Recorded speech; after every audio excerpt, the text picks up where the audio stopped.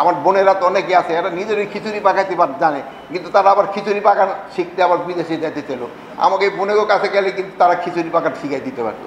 এই জন্য যেসব প্রজেক্ট নেন, এই প্রজেক্ট নেওয়ার সময় একটু বাস্তবসম্মত হতে হবে যে এই প্রজেক্টটা আমাদের জনগণের জন্য কতটা উপকারী, এটা আমার জন্য কতটুকু উপকারী এটা জানো না। আমি এই প্রজেক্টের মাধ্যমে একটু জাপান ফিরে আসতে পারবো, এইটা যদি আপনাদের উদ্দেশ্য থাকে এটা কিন্তু ভালো না।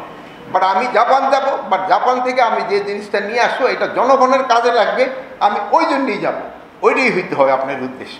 আর যদি উদ্দেশ্য যে না জাপানও গেলাম ফ্যামিলি একটু ঘুরে আসতো, সিঙ্গাপুর ঘুরে, এই উদ্দেশ্যের হলে কিন্তু আমাদের জন্য খুবই খারাপ।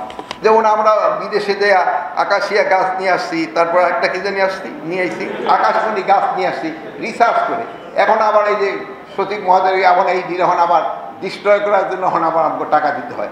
আমরা এরকম কোনো ফল আবার যেন না আনি যেটা আবার পরে আমাদের আবার ভাঙতে হবে, যে আমাদের ফসলে কিন্তু নষ্ট করে দিতেছে এইগুলো। হ্যাঁ, এই যে এইগুলি দিয়ে, যেমন মাছের ক্ষেত্রে দেখেন না, ওই যে মাগুর আসছিল না কি, আফ্রিকান মাগুর, তারপরে ওই যে এই যে কি পিনা কি মাছ নিয়ে আসে।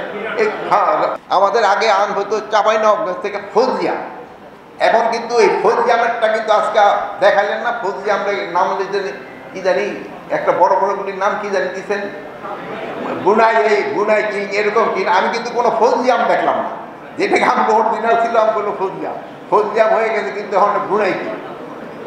এখন এই ফজলির থেকে গেছে, এই জন্য হয় কি আমাদের নিজেদের ঐতিহ্য কিন্তু আপনারা নষ্ট করে ফেলেন না, আমাদের ফজলিটা ফজলি রাখেন।